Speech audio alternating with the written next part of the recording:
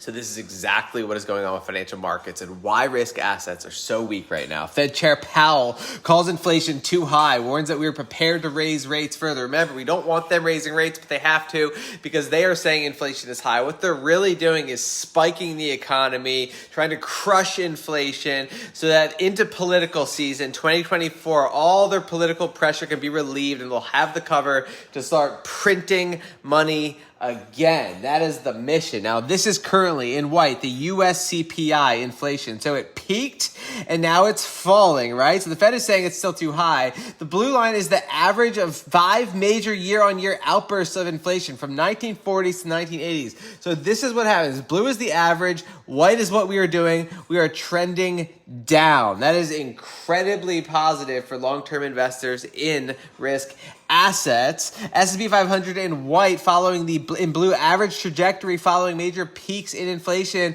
across 12 historical episodes. S&P 500 poised to go up while inflation comes down. There was one period in the 1970s where this didn't happen, but every other period, the average is what we are experiencing.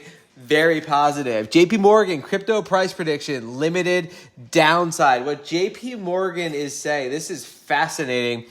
They believe the worst of the correction may be over as the unwinding of long positions in CME Bitcoin futures seems to be concluding, meaning there's no one left to sell. Now, what are the whales buying, right? Ether whales scooped up $94 million in Ethereum as price plunged to 1.6K, right? Big money understands what's going on. They don't let fear guide their investment decisions. Donald Trump NFTs up bigly after indicted former president skips GOP debate. Trump skipped the GOP debate to talk with Tucker, and his NFT collection boomed. So at this point, it seems like he's going to be the GOP nominee, and so betting on him winning is a bet on his NFTs. This is the future. This is what crypto does. It tokenizes culture.